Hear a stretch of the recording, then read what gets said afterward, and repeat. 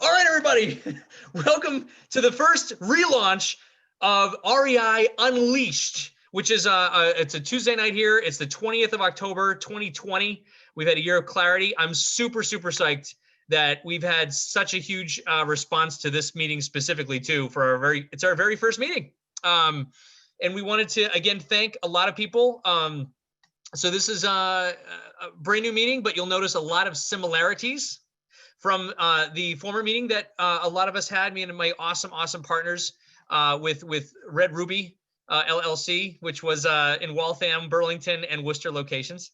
But we're here with a new group, and we're going to have the same topics. You're going to see a lot of things that are familiar, a lot of things that maybe are slightly different, where we just want to better this group. But bottom line is, as a lot of you saw in the Facebook groups and emails going out, this group is to serve you. So whatever we can do to help you with data, with information, with relevant topics, with giving first, doing business with integrity, that is why we're all here together, to try to get more business done together. So thank you all so much for being here. Jared is going to try to lighten that cap of 100 people, which we didn't have before now, but apparently we do. But that's pretty much it. I'm going to start this off with a poll, and we're going to go through announcements, but a lot of you are muted because there's so many people here. Obviously, we'd love to go back to real networking where we can all chat, but you'll see we have something different planned tonight. I think we hope it'll work. And if it doesn't, you'll tell us and we'll say, well, that sucked. But first of all, we want to know who is new to this group. I know you're all new to this group. Who is new to this group and they had never even heard of Black Diamond before? Either way, I'm going to put a poll out. Oh God, here we go. I just launched a poll. I don't know what that means, but feel free to click the buttons if you. If we'd love to know how you found out about us. We're weighing our marketing. Miss Brianna here does all of the marketing for this group, and she's done a phenomenal job. We just would love to know where you actually found out about this meeting, so that we can know and can track what is working and what is not working. So we have that. Cindy has raised her hand. Am I allowed to? Do I even call on her yet? Cindy, do you have something to say? I'm trying to say, actually, you know what, Cindy? We have I don't know what we're doing here. Give me a second to get through the intros. We're going to answer a bunch of questions during this time, and then the main speaker will come up. But if you still have a question, just type in the chat box. Maybe I should have said that beforehand. Maybe we should have announcements even before any of this. I don't know. We're learning. So this group, as I said before, is about making connections in a relaxed environment. Did someone jump in? Nope, I thought I heard something. Okay, our event will normally include introductions where everybody will have a chance to come up to a mic and give 20 seconds of who they are, what they do, and what they're looking for in real estate. That will be when we go back to the live person meetings, which we should be excited about. We're going to have announcements, which we're going to talk about new meetings coming up and announcements for the group itself. We're still going to have a Let's Make a Deal segment, where people will get a chance to market any deals that they have under control or wholesale deals for sale to the investment community. And we also are going to have, of course, our main speaker for the evening, which tonight, super excited, Maryann Little, the eye of the storm. Short sales, why they're coming and how to prepare. So that said, I'm going to start the introductions. This is going to be done a little bit differently. And this is a test. I'd love you all to kind of bear with us while we go through the virtual Zoom meetings. But one of the things that everyone really enjoyed about Black Diamond and about other meetup groups in the area is that everyone kind of had an opportunity to connect on a deeper level. Sometimes that was even before and after the meeting over drinks, cocktails, and some apps, right? We're going to try to do something like that now, which is a little bit different, but we wanted to see if all of you, again, can limit your introductions to maybe a minute a piece. They're normally going to be about 20 seconds long when we're in person to try to keep the meeting moving along. But right now, we're going to start this by doing a 5-minute segment where we're going to have you guys kind of bunch into automatic groups of a few different people, and you all are going to have about 30 seconds to 45 seconds to kind of do introductions of who you are, what you do, what you're looking for, and maybe what connections are you looking for. And I am going to say this. Someone told me this as a tip last year, and it was great. Be selfish. You're here to help and provide value to others. That's primarily our job. But be selfish. If you're looking for something or someone, a connection, ask for it in these groups. And the same I'm going to talk about, well, Brianna will talk about the Facebook group. If you're looking for something, be vocal, post about it, because that's really how we're going to be able to provide the most amount of value to you folks. So for right now, we're going to give this a shot. If Jared's still on, I hope he is. We're going to do, let's see here. We're going to go to, I see hello on. All right. So here's what we're going to do. We're going to do. I'm working out the Facebook stuff. Cool. We're going to do 6 to 7 participants per room. You all will have about 30 to 45 seconds to introduce yourselves, what you do, what you're looking for, and also what you need. Ask what you need in these groups. And we're going to go off. It's going to automatically end. And if it doesn't automatically end, I'm going to make it end in about 5 minutes or so. It's 6:16. We'll come on back here for the announcement segment. And 3, 2, 1, off we go. That was going to be really cool if I could have made that happen when I did that. Oh, here we go. Here we go. Automatically close in 5 minutes. 3, 2, 1. All we go. Did that work? Oh man, it's working. Yeah.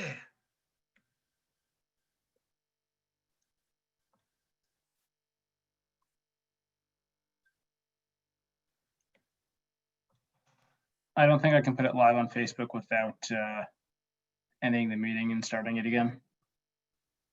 Okay, gotcha. Gotcha. But that, you think that might be an option, Jared? Are you there? We can get it on like 3 different services. Okay. Really? That's pretty awesome. Where'd Matt and Brianna go? Oh, did they go into groups?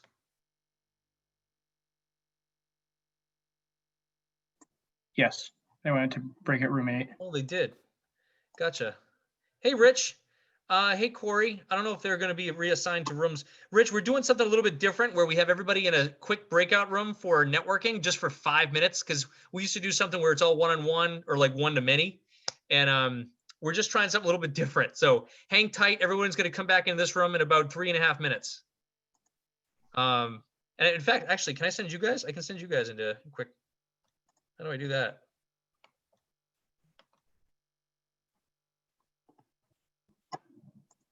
I can join in and out. Let's see here. Unassigned.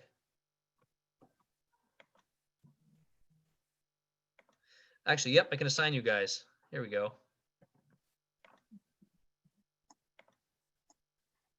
Perfect. All right, that's good. You guys going to do a 20, you have like 30 seconds, just introduce yourself, talk about who you are, but what you need as well in these groups.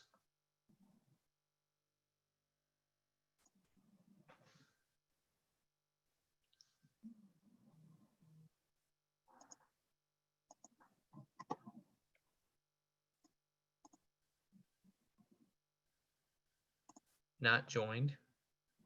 Oh, I see. Do you have the more button on your screen? The more button? Yes, I do. Can you click on that? Yes, live on Facebook. Oh, there it is. Live on Workplace by Facebook and live on YouTube. Click the live on Facebook. I think it will post it to your personal Facebook. That scares me a bit, Jared. Then put it on YouTube. Choose where. Oh, is this going to work? Sharing a group. Share a group. I don't know. Sharing a page I manage or sharing a group, you think? Share a page because, well, yeah, well, whatever the AA real estate group is, because I think that's the easiest one to get right now. AA real estate group. So not REI Unleashed the group. Well, you can only get it if you join that group. You want to make it probably public right now to a public. Oh, right. Okay.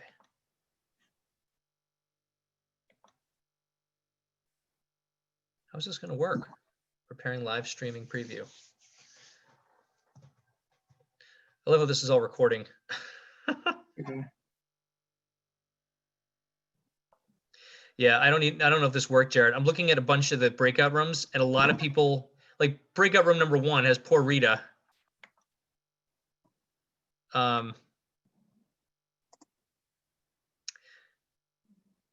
There's no one who joined in her room because they're all on phone, I think.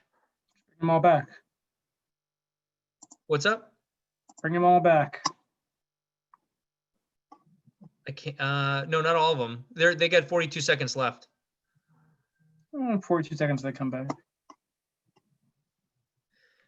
Yeah, this was probably a big fail, but we tried. Live and learn. I'll see if it's on live right now. I don't see it. Oh, sorry. Hold on. I might have forgotten to click a button or something. Nope. Go live on Facebook, it says. Yeah, do that. Which user? Oh, I don't know if it is or isn't. I just have a banner on my screen that says go live on Facebook. Yeah, click on that. I don't think I can click. It's not clickable. It's just text. Oh. I can switch user though.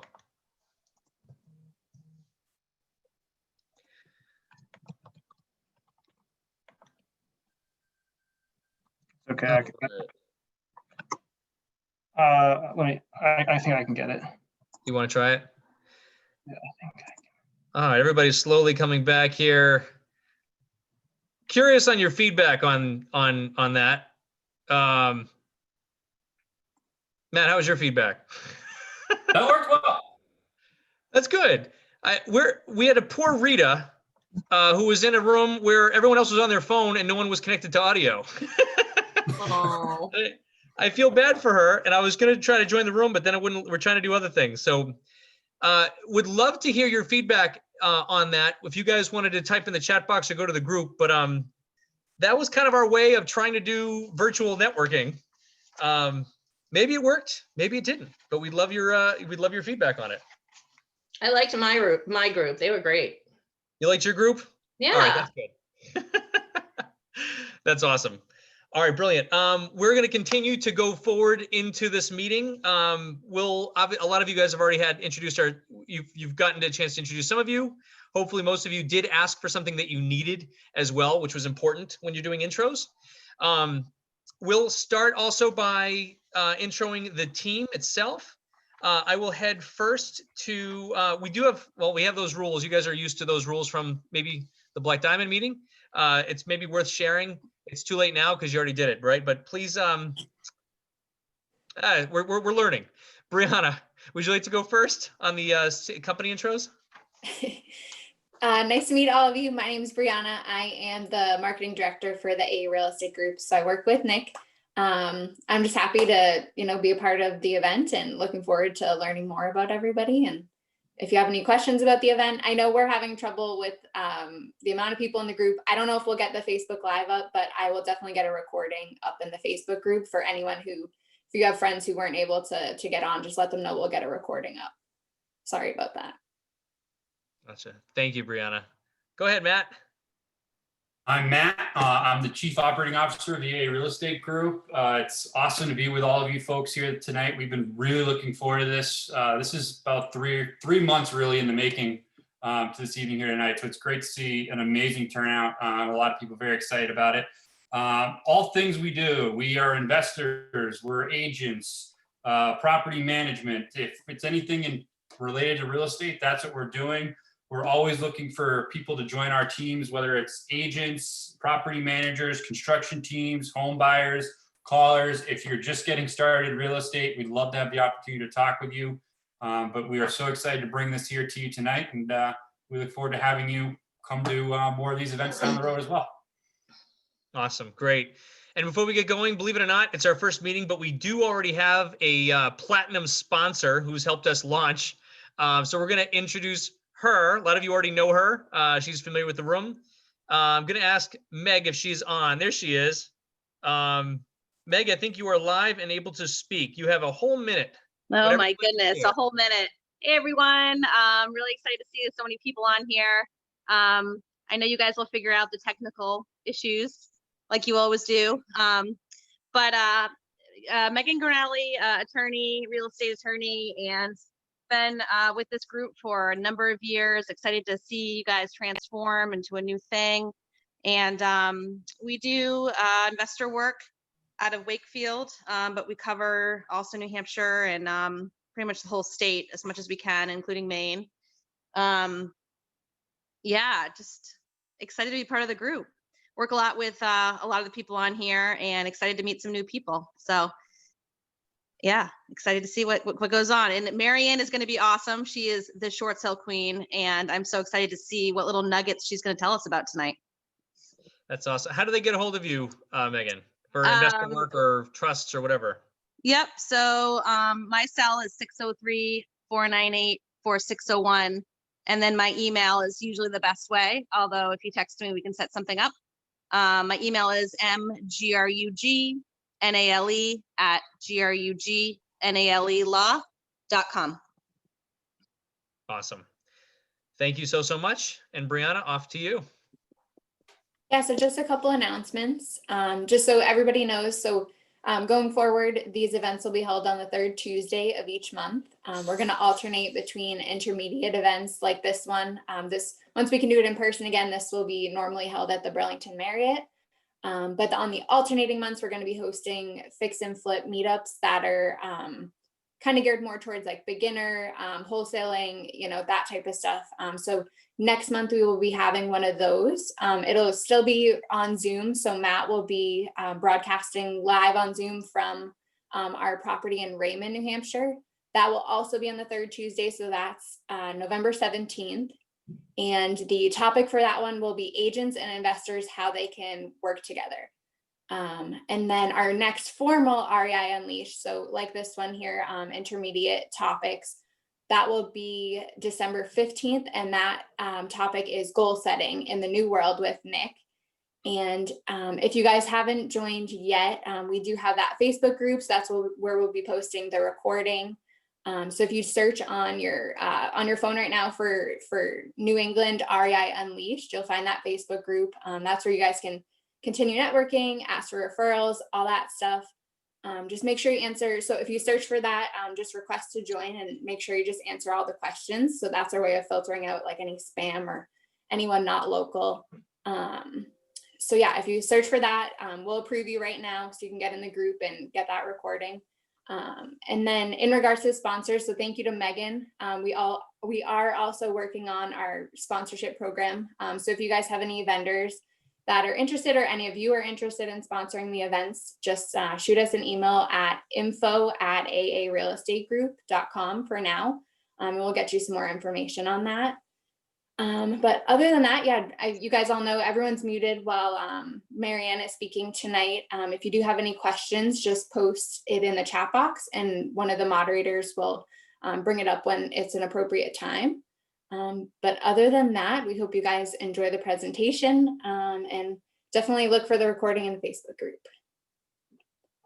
And with that, I'll kick it over to Matt for the deal section. Awesome. Very cool.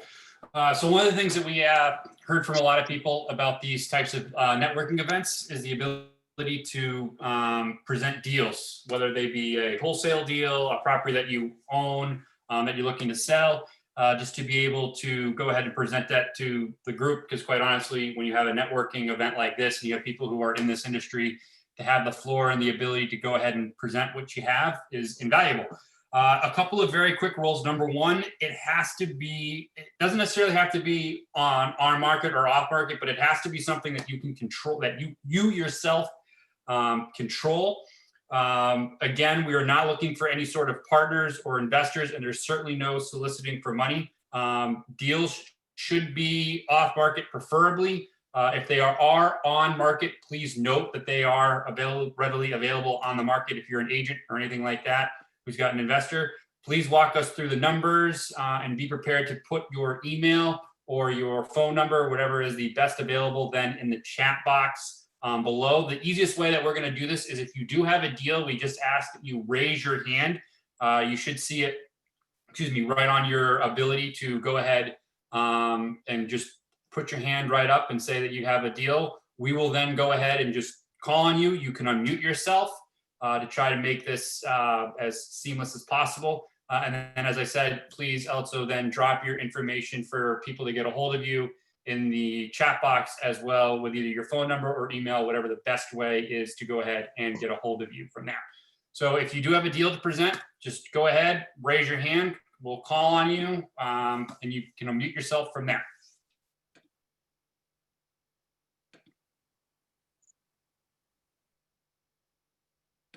What I'm also going to do too is, while people are raising their hands, I'm going to be jumping over to the other group as well. We will be announcing, if you guys post a deal on the REI Unleashed Facebook page, again, Brianna had mentioned, if any of you are not on that Facebook group, please go to Facebook right now. You can do a search for New England REI Unleashed. Join that group, just answer some questions. If you post deals on that group, we will also read them at the events, just in case you're not able to attend virtually or in person. When they go to in person, we will read those deals. So be sure to use that group as well to post. I'm going to read a couple that came in from the other group tonight, depending on how many of these people are going to be coming through with deals tonight. I'm actually going to make this easier. If anybody has a deal, if they want to just go ahead and unmute yourself, and then we'll just one by one take it from there. I don't know if they can, Matt. They should be able to unmute themselves. All right. All right, okay. While that happens, I can start reading. Is anybody? Oh, sorry. Did you have somebody? Somebody put them in the chat. Heather, I'm sorry, I'm not going to be able to pronounce your name the last way, but she says she has a 4-pack of multis in New Bedford. It's 11 total units. Anybody in New Bedford? I know that's a hot area for multifamilies right now. Here she is. She's on. We can unmute her, I think. There we go. Heather, bear with us. Everybody bear with us while we figure this stuff out. So I have to do a quick search for her in participants, even though I see her right there, and I click the unmute button. Oh, but I can't. For anyone who can't join Zoom, if anyone has friends, if you go to a real estate group on Facebook and click on the videos, there's the live one there too. Yay, it's live. Heather, I asked to unmute you. I can't unmute you. I can only ask you to unmute. Yeah, me too. There we go.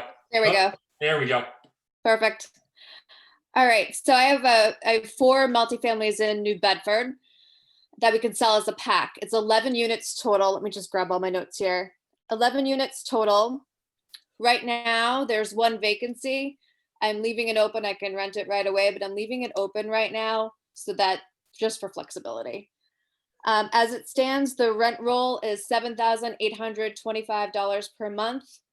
If I filled that vacancy tomorrow, it would be $8,525, $8,525.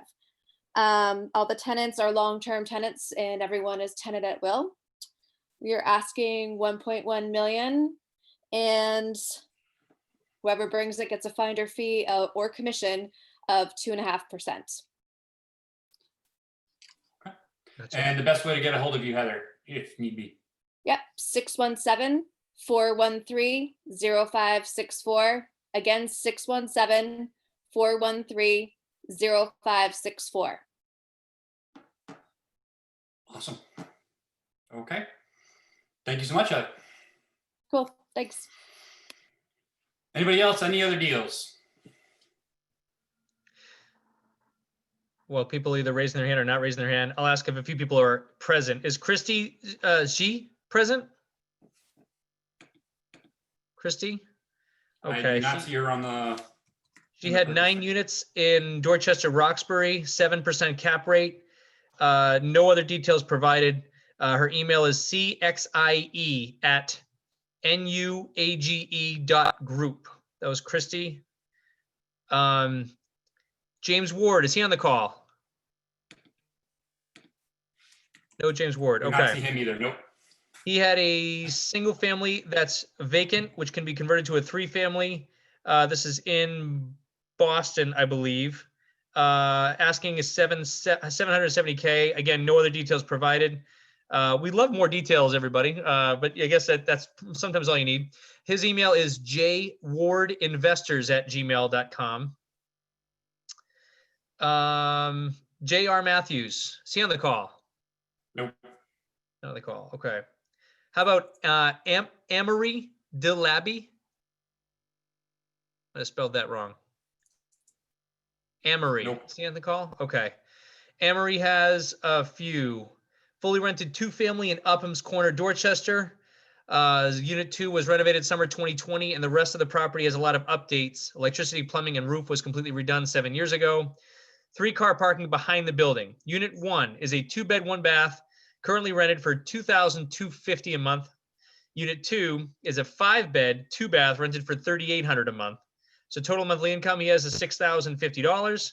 Monthly expense he has is $888. Cap rate at 7.5% with an asking price of $835. And there's no way to get a hold of him. Well, takes care of that. He should be on the Facebook group though, so you can find him on the Facebook group. And I think that's all we have for online deals.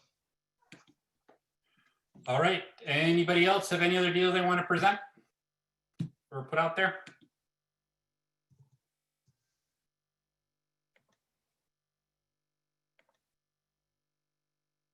Okay. All right. Well, as Nick said, if you do have any deals, it's for those folks here watching back either in live or watching back on the recording or watching on Facebook. If you feel free to join the REI, New England REI Unleashed Facebook group, you can post your deals in there. We'll approve it. You can go ahead and leave all the information right there. The more information you put out there, the better. Just keep that in mind as well. Make sure you put the numbers out there for anybody who's thinking about it. More information, the better as well. That's awesome. You want to do the intro, Matt? The big intro? Oh, I certainly can do the intro there for you. As Nick said earlier today, we have Maryann Little from Sale Mitigation coming on to speak with us here tonight. We're so excited to have that. Just a couple of quick notes on that. If you have questions as the presentation is going along, please feel free to just drop them in the chat box. I'm going to do my best to kind of moderate the conversation and ask questions that we have. We're also going to have time at the end as well to ask questions there too. Just a couple of housekeeping notes there. So if you feel as though you would rather wait to the end and not go ask your questions as they come up, feel free to do so at the end as well.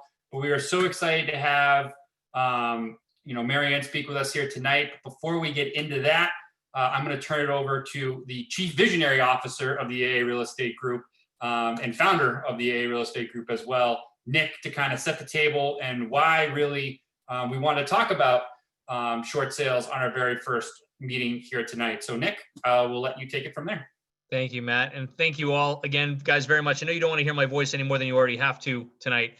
So I'll try to make this quick, but I'm very, very passionate about this topic. As many people will say, Matt referred to me as the Chief Visionary Officer. And if my job is only to try and guess what's coming in a crystal ball, that is what I have been doing for the last 6 months. So here's my take on it. I've shared this with a few of you that I see on this call over the phone, maybe in our private conversations. But hopefully you can stick with me on this. And I'm going to turn it over to Maryann as quickly as I can. There's a disclaimer. You're going to see that in pretty much every slide every time you're on Black Diamond. We're not professionals. We're not attorneys. We might be brokers. Some of us are attorneys. But you know what? Anything we say, it's all just BS. So that's what this disclaimer says. All right, I'll skip over what we do. So here's the deal, right? COVID's over. In fact, a couple of governors announced that about 3 months ago. COVID is over and everything's back to normal. And that's just how we roll in different states throughout the union. Well, I'm here to say a couple things. One, now I don't know where this is not a political conversation, but there are a lot of people saying right now that there's a second wave predicted end of this year into the beginning of 2021 for the actual virus itself. And while the vaccine's expected to roll out in January, this is again what we're seeing. It's going to be rolled out for 300 million people, so it's going to take a while. And the anticipated mask-free date is still up in the air. Perhaps winter of next year for mask-free. I know if there's usually when we go over this topic, there's a lot of groans at this point, but is what it is. Some people. Here's what's even worse. So the government stepped in when they had to, and they did have to, right? And who's to say that anybody knows what to do in the case of a international pandemic? But what they have done, which has helped some people, but what it's really done is kick the can down the road. And I'm here to kind of share that with what I see in my crystal ball. The economic impact from COVID, we have not even begun to see yet, right? Demand is still super high on the residential front. There's still bidding wars all over the place. The inventory is still somewhat low, even though there's been more and more coming out. This was, Matt and I did a presentation. It was right when COVID hit. This was in April of this past year. And we shared some data that we got from a national statistician that was in our mastermind group. And this was Bill Gates's take on it. And it's interesting because this is Bill Gates as of April of this year, right? Health crisis, 10 weeks of extreme lockdown with areas opening up May and June. Somewhat accurate. Phase 2 economic recovery, he says 18 months from now, which was April, when a vaccine becomes widely available and people start to interact normally again. Home buying, he says very long time until recovery. And people are like, well, that's not true. The demand is stupid, right? Here are my stats that I want to share with you. So this was the stat as of April of this past year. So this stat is old. Jobs are at a new high, as you guys can see, right at the beginning of 2020.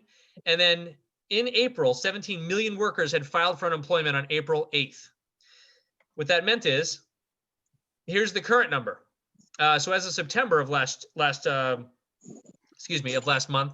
we're at a 7.9% unemployment rate. Now you can see that's not necessarily a bad thing. Look at everyone's kind of coming back into the employment world, right? With that graph that we're seeing. However, then we looked at this. Now all this is from the Bureau of Labor Statistics, the BLS website. If you guys look at this one, this is an interesting one. I circled the blue.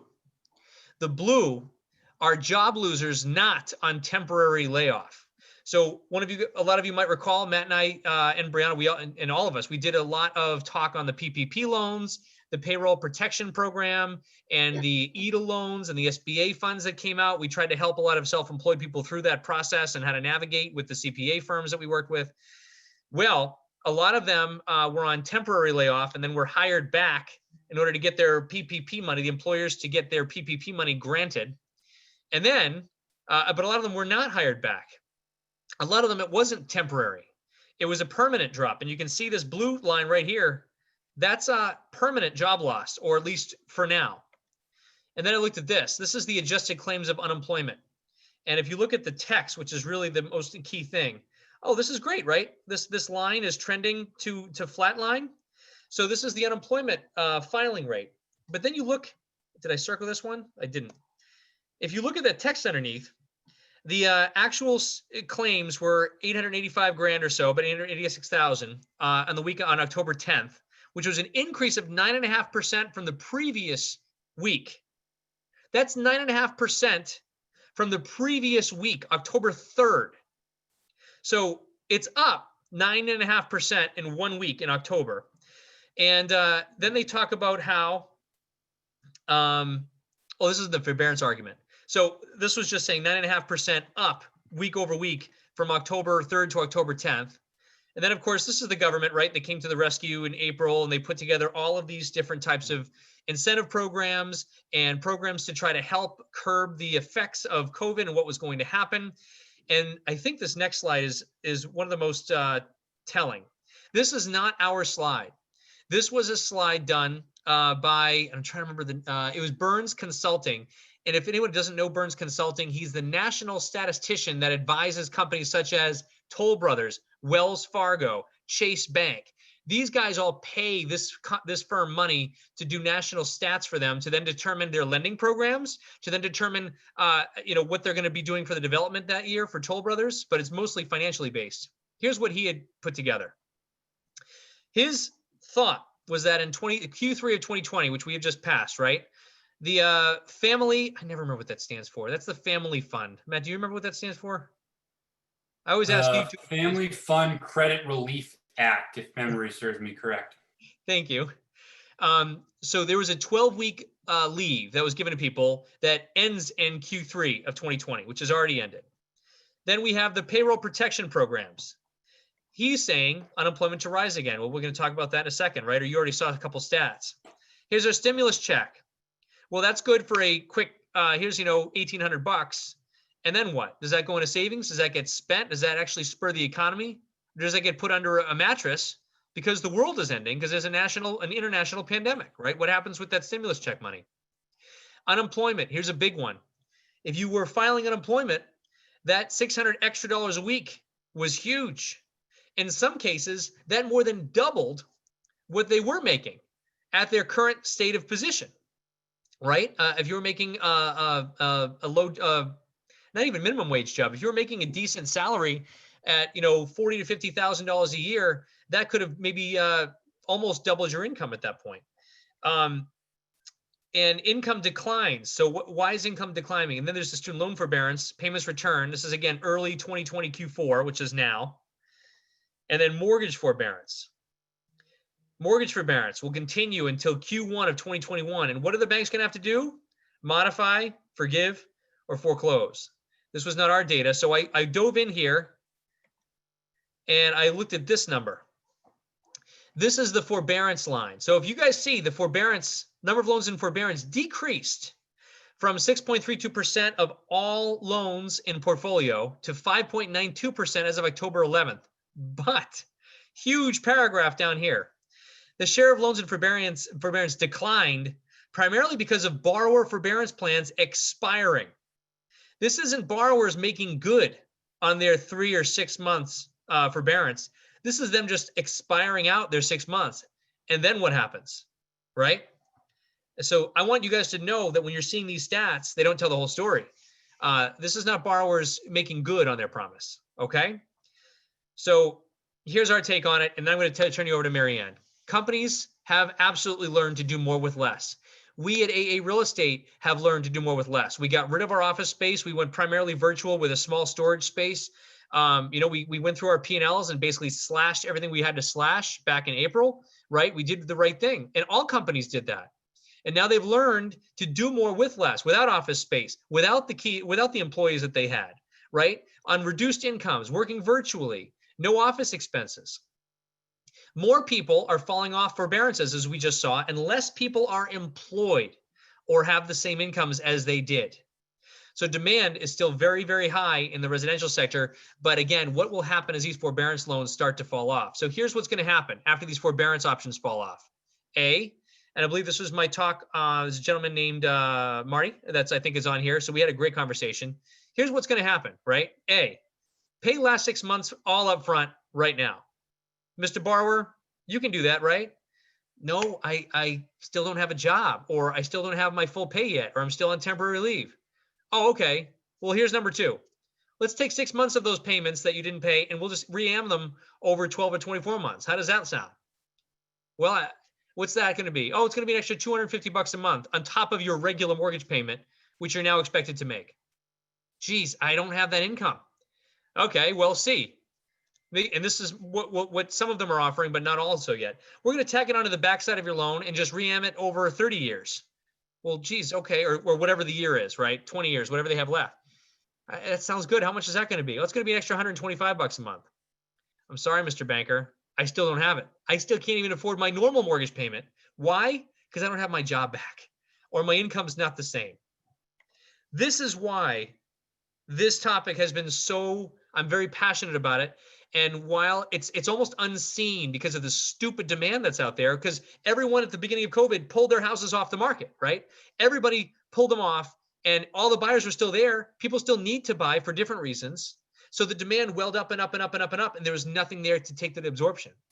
And all of a sudden, we're finally seeing a lot of houses finally hit the market prior to the holiday season, because things are starting to come back out. But it doesn't mean that we're in the clear. So that was me talking a huge rant. Thank you for all for listening to my rant. I'm now going to turn over to Miss Maryann Little, who is both the brains and beauty behind the operation of Short Sale Mitigation LLC. Maryann, are you there? I'm here.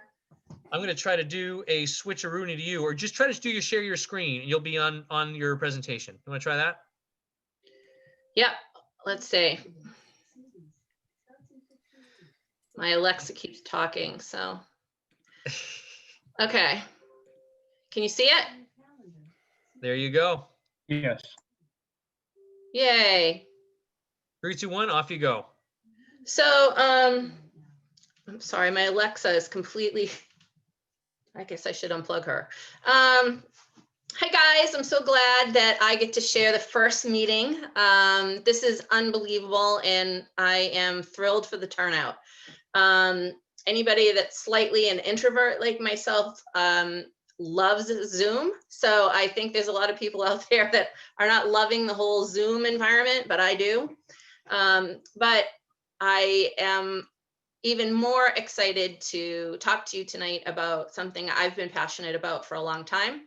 I met Nick over 10 years ago and we had a brainchild and it was called Short Sale Mitigation, and it's been quite the ride. It's been amazing. So our goal is to negotiate short sales for homeowners, for agents, we do it for attorneys, we do it for investors. And we have a small team of amazing people who will negotiate negative equity property. And that's why we're all here tonight. So we want to learn more about negative equity property, how you can get these deals, you know, what kind of discounts can you look at and what you need to do, because they are work, to get some great deals on short sales. So let me get going here and we'll see if we can take this away. All right, so this is just a little intro about who we are. And I have no problem sending this little slide, all these slides out to everybody once we're done. But this is what we're going to go over tonight. So one is how to determine if the property that you're interested in buying is a short sale. I do get a lot of calls from investors. They see a property go for auction. They talk to the homeowners. It doesn't necessarily mean it's a negative equity situation. So we'll talk about that tonight.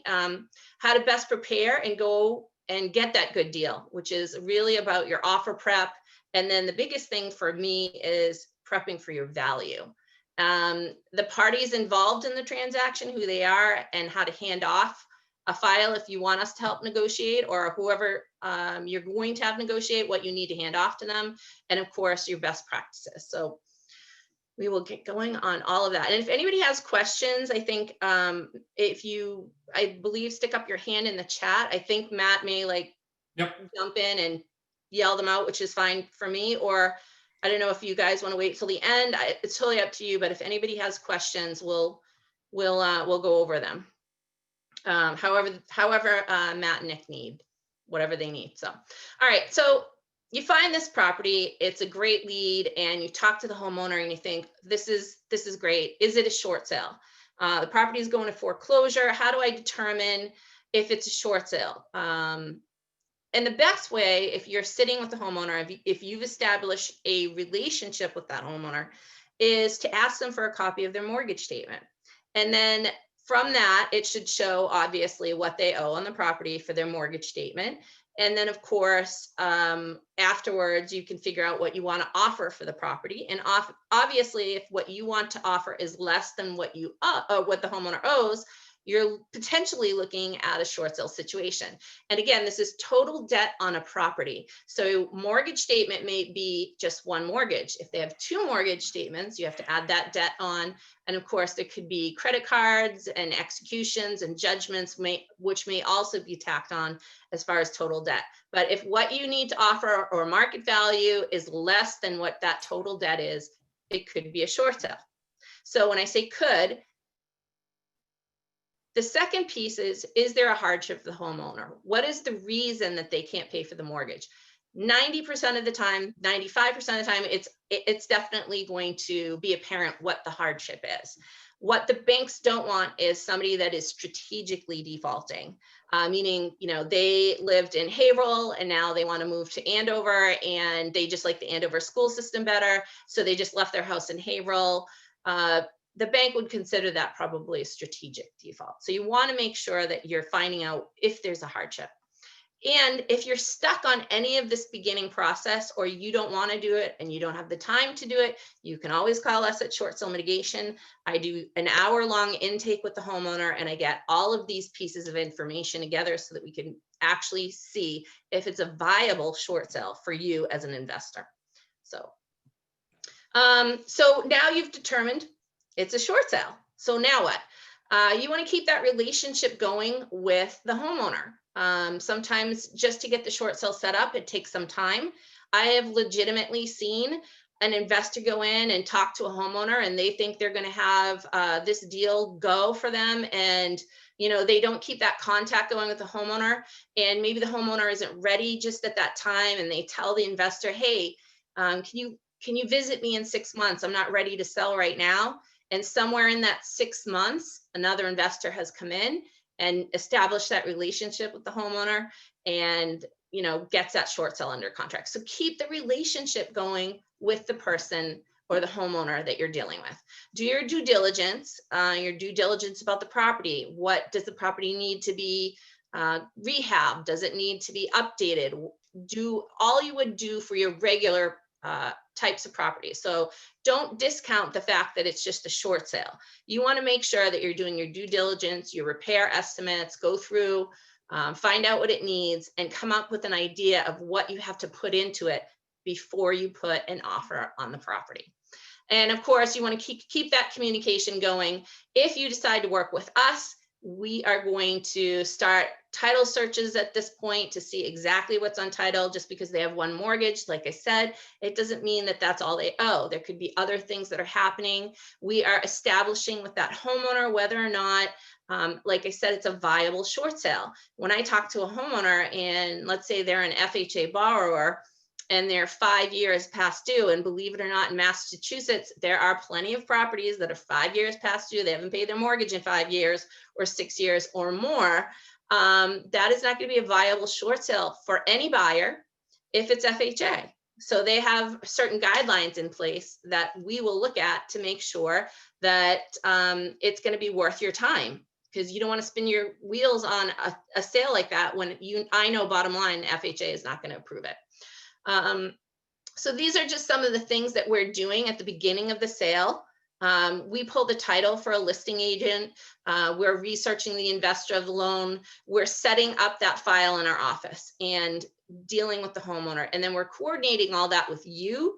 Most short sales have to be listed. So then we're looking at investor-friendly listing agents. Who do we have out there that we can work with in a particular area? And we're doing check boxes of any issues for an investor so that they can actually go in to purchase this file and not have issues arise that are going to unravel the entire sale. And believe me, it can happen. And some issues that we've run into in the past are things, even just, and Nick can speak about this, the clean out clause. So we've had short sales unravel, or not necessarily unravel, but an agent had to dip into their pocket because a homeowner didn't clean out a property. So whether tenants have vacated before somebody's going to buy a property, these are big things. So you want to eliminate any issues that are going to prevent you from closing on your short sale.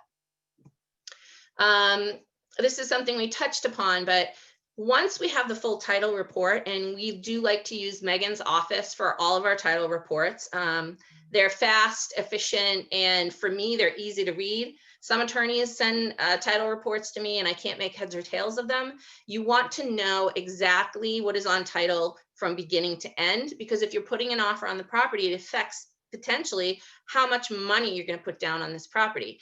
If it is a property where the homeowner owes $450,000, $500,000, I don't want you to worry about what they owe. Now, what you do have to worry about are how are the secondary liens going to necessarily impact your offer. So a lot of mortgage lenders, for instance, if they're approving a short sale and they say, okay, we're going to approve this short sale, what is it that can and can't be taken out of the proceeds from the first mortgage? Well, if it's a Fannie or Freddie backed property, they're not going to allow you to take executions off title or mechanics liens. So that is something that I'm going to talk to an investor for upfront, or two upfront, and say, hey, there's 2 executions on here that I know the first mortgage won't allow you to take out of proceeds. So how are we going to deal with these? I'm going to negotiate these down to the best of my ability, but this may have to be money that you bring to closing. So you want to have that in your head as you're formulating your offer price. All of these things impact what you're going to do on a short sale and how you're going to put your offer together for that short sale. And for me, it's all about doing that due diligence up front. If you get these pieces done up front, then you will have smooth closing in the end. And Nick has seen it firsthand, these properties where there's 2 mortgages and 6 executions.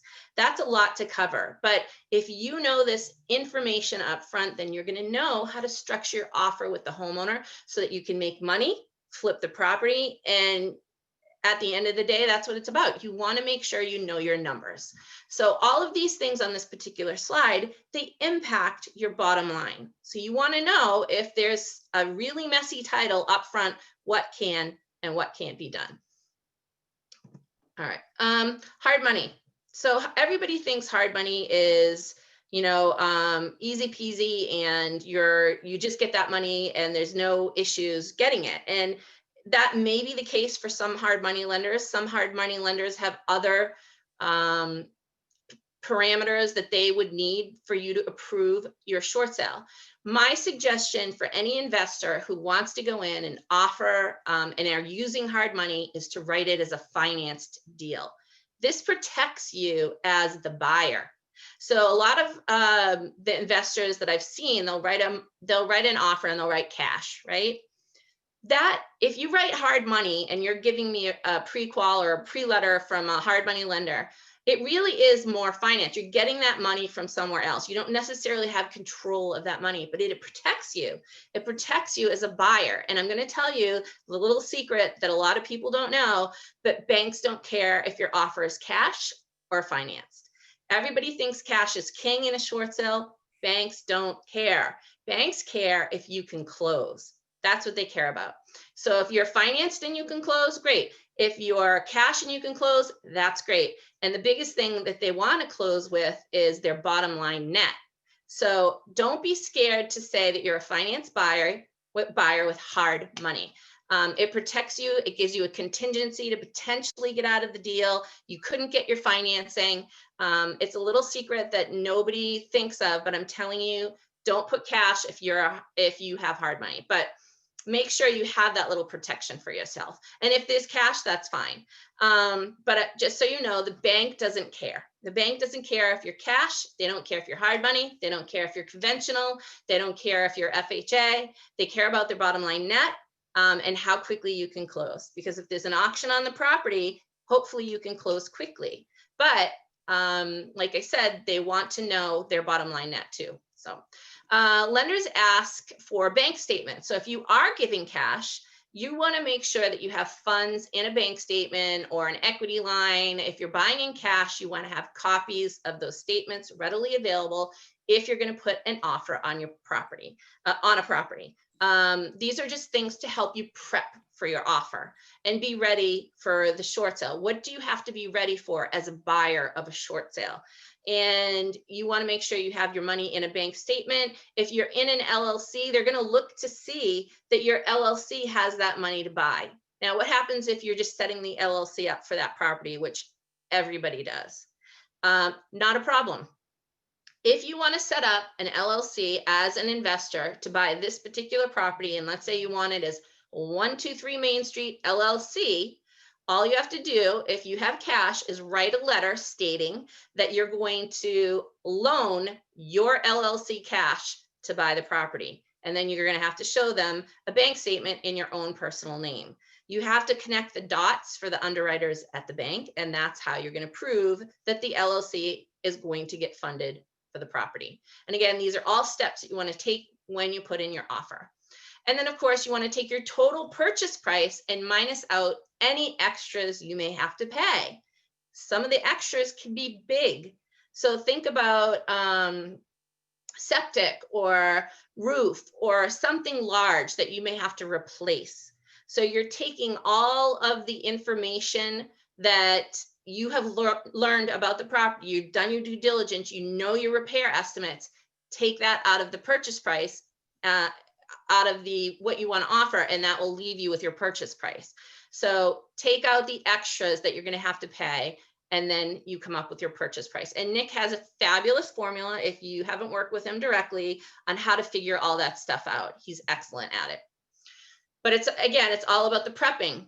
Prep, prep, prep. if you're good in the beginning, if you get your stuff ready in the beginning, if you prep in the beginning, you do your due diligence, then it's going to be smooth for your closing. And that's what you want in a short sale, because they're not quick sales, they're short sales, because they're shorting the note. It is not short on time. Unfortunately, short sales take time. And I hate saying this to everyone.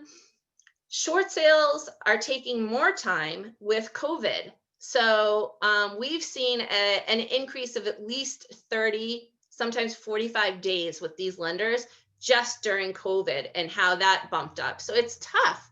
You know, you have to sit here and wait for this particular property, but you don't want hiccups before closing. So the biggest thing for you to do is prep in the beginning, be prepared for everything. And then when they come to closing, or when you get that approval letter, you could just be ready to close. So you don't have any hiccups. Doing your prep up front, make sure you have smooth closing in the end. Certificate of organization or trust, you're going to want to give that over as well. Most banks want to see that your LLC is already registered with the state. And then the biggest thing for me is prepare for the BPO. I'm going to spend a little time on this, but preparing for the BPO, or the bank's valuation, and if people don't know, that's broker price opinion. And in some cases, they're going to be full-blown appraisals. You have to help the listing agent or even your buyer's agent prep for this. It is one of the biggest pieces of a short sale. And Nick and I have information that we can give to you on how to properly prep for the bank's valuation. You want to make sure that you're showing the bank exactly why your offer should be accepted. It should be accepted because I have to replace this roof. It should be accepted because I have to replace all the electricity, or I have to replace the heating. Show them in a repair estimate. Get multiple repair estimates. If you have to do mold remediation, if you have to take pictures, take pictures. We've gone so far, we've seen people pull crime reports in a certain area. Prep for the bank's valuation. And what I'm talking about is the seller's lender is going to do a valuation on the property. And when that happens, you have to be prepared. You have to be ready for this, and have the listing agent ready, have your agent ready, so that when the bank comes to the property, you have a report ready to go to show exactly why the bank should accept your offer. This is the number one thing that I want to stress to everybody out there. And people just seem to forget this piece. It's really important, if you're an agent, if you're a buyer, that you are prepping a package for the bank's agent. You're pretty much doing the job for the BPO agent or the appraiser. You're letting them know everything about the property, all the diligence about the property, because when they come out to the property, many times they have no idea why they're even going out there. So they don't know if it's a distressed property. They don't know there's potentially a foreclosure looming in the background. These are things that you want to make sure are disclosed to them. And it's really going to help you get your purchase price in the end. So make sure that you are providing to the bank everything that you know about the property. Because remember, the bank's goal isn't necessarily your goal. The bank wants to get the most for the property, and I completely get that, but the bank isn't always there.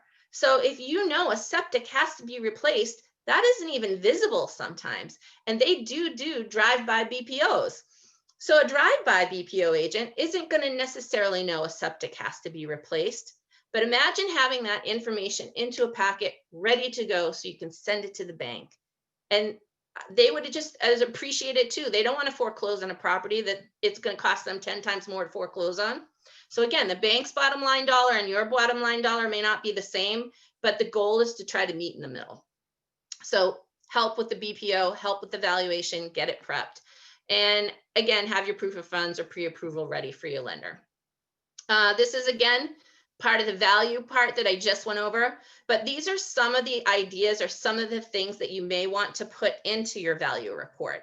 You may want to pull comps from contractors, engineers. If we've had certain things where a house was falling down, so engineering reports, especially on historical homes, plumbing, painting, and even landscaping. Although the bank is not necessarily going to give you dollar for dollar on painting or landscaping, these are more a little bit of a deferred maintenance where they may give you a lot more of a discount on septic, engineering, plumbing, something like that. So just keep this in mind as you are getting your estimates. Make sure the estimate gets put in with a packet that goes all to the BPO lender or the appraiser. And I think it should all come with a cover letter, because some of the bigger banks, when you're sending this stuff off, they have a loss mitigation person that's probably making 15, 20 bucks an hour, or maybe even less, depending on where in the country it is. And they can't sit there and necessarily look through every piece of paper that you have provided. So have the listing agent or the buyer's agent come up with a nice bullet point list of the issues that are wrong with the property, with a sum of the amount that you know is wrong. And I'm going to give you some samples on the following page. But here are just a couple things that I've seen them do in the past, what they had outlined, the amount. You can see the amount in here. And then, of course, we followed after the cover letter, we had the whole packet all ready to go for them. These are just some more samples. And again, I can send this out to anybody. Comps, have the listing agent pull comps for the property. And here's the thing, I find a lot of investors will say, well, there's no exact comp on the market. That's okay. Find something that is after repair value. So find a property that would be like your property ARV, and then mark right on it in red ink. What are the things that you would have to deduct? Because maybe that house is move-in ready. Maybe it was done soup to nuts with stainless steel, everything. Minus out everything that you would have to pay for the property on that particular comp. So don't worry if you don't have an exact comp or a low comp, but make sure the bank knows like what's wrong with the property in the comp that you pull. Not in the comp that you pull, but what's wrong with the subject property. So here, this is what they're saying. They're saying the subject property, it had a higher square footage, more beds and bath, and it sold for less. Pictures, right? In your report, get your pictures ready.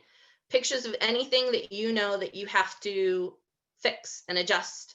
So again, if you have to fix the roof, get some pictures of a damaged roof. If you know there's something wrong with septic, or if the house is falling down, get pictures in the basement, get pictures of anything that you have to fix. And if you're a good investor, you can outline this in a report for the bank's agent. Again, this is all on prep. If you prep for your short sale, you're going to be able to get a decent price on your short sale, but you have to substantiate it for the bank. So this is just some things you want to take some pictures of. And then just so everybody's aware, depending on the type of property that you are putting an offer in on, there's certain discounts that can be applied. So if you're putting an offer in on an FHA sale, then the bank will discount that appraisal 88%. They have to have a net offer of 88%. They'll move it to 86% after 60 days, and then 84% after 120 days on the market. VA loans can be 85%. So if the seller's loan is a VA loan, you can discount it 85%. That's a net offer. If it's a reverse mortgage short sale, it could be 90. It has to be 95 to 100% of the appraised value. So there are discounts out there, but on a lot of the government-backed loans, it's very specific. And if you want those thresholds, I can easily send those to you. And then Freddie and Fannie, they have their own type of valuation system, and it is it's not something they hand out. They don't give out their reports, but they will give you a net of what they want to see. So that covers most of the government loans, and then you're going to have your private loans, and each of those are going to be the discount that you can get on a private loan is going to be set by that mortgage holder or that note holder. So just keep these thresholds in mind as you're making an offer. Let's see. Oh, the purchase contract. I typically also add in the value report the purchase contract. So usually just the first 2 pages. Again, you don't want to overwhelm somebody with 8, 9, 10 pages of a purchase contract. But typically, if you have the second page, up to the second page, you're going to have the purchase price, and whoever values the property wants to know what this person is putting it under contract for. So make sure when you're doing your report that you have this purchase price ready to go for them. When your report is done, you're going to give a copy of that report to either your buyer's agent or to the listing agent, who's ever going to meet the person at the property. You want to make sure it's very easy to email. You want to put it out as a PDF. Don't hand somebody 45 pieces of paper. Or if you send it electronically, don't have it in multiple files. Put it all together in one file. If the property is on lockbox, find out who has control of that lockbox. You want to just make sure that the only person entering that property is either the listing agent or your agent, especially if it's vacant, because you just don't want the bank to go out there and access the property on your own. I hate saying this to investors, but I actually think it's really important that if you find a vacant property and it's a short sale, that you change the locks out. Obviously, you need the permission of the homeowner, which I don't think would be too hard to get. But if that bank has already if the bank has already secured that property, and you'll see a bunch where you see property maintenance companies come in, I think it's really important that you re-secure that for the homeowner. And that's because you don't want the bank to go out and access the property without representation there. So whether it's for you, the listing agent, and secondly, you want to have that report. Because again, the person walking around may not know substantial things that impact the value of that property. Title impacts property value. If you have a title report and there's 5 executions on title, that's going to be a cash buyer typically, or somebody that has hard money. So that impacts what someone's going to offer for the property. So if it's in messy title, include the title report. That is something that you can't see. The bank can't see it. The evaluation agent can't see it, yet that impacts your offer. It impacts your price. So the things you can't see should get into this report. It should get in the hands of the bank's valuation agent. And if the bank's valuation agent is accessing the property because they have a lockbox code and no one else has it, then you're not going to have the opportunity to give them that report except for after they make their determination on value. And then it becomes harder. You want to be there when they make their determination of value in the property with them. Let's see, get the email. Yeah, you can get the email address of the appraiser or the agent that's coming out to the property. That's really important too. And just confirm that they're licensed. Make sure they're a licensed BPO agent, licensed appraiser. Make sure that the person coming to the property is actually valuing the property. And then you can email the entire packet that you've prepped, all your prep work, you can email over to the appraiser or to the bank's valuation agent or to the BPO agent. Again, prep work, you're gonna get that over to the agent. And then when it goes to the bank, they have a very clear idea of what's happening at that property. Why is the person not paying? Why is it vacant? What's wrong with the property? The bank now has a clear idea because the BPO agent or the appraiser has now turned that over to the bank. So verify the person is a licensed agent. You can easily look that up in Massachusetts online. You can even ask them to bring a copy of their license with you, and you can bring a copy of the report to the appointment if you want. Like I said, I think you should email it first, but if you want to do double duty, then bring a copy and give it to the agent as well. You want to give it to the appraiser, to the licensed agent. And bottom line is know your numbers. Expect the bank to counter your offer. There was a publication, I want to say like, I don't know, 4 years ago, that Fannie Mae actually, and they published this, that no matter what offer you put in on a property, they were going to counter a short sale. No matter what offer you put in, even if your offer was dead on market value, they were going to counter. Just be aware, again, your goal and the bank's goal, very different. The goal is to close the gap. Can you close the gap with the bank? Can the bank come to you, you come to the bank, and you come to the middle ground? and both agree on a number. So be prepared that the bank will probably counter whatever you put in. If you go in at your highest number, just know if you have no wiggle room and they counter, then it's going to be really tough.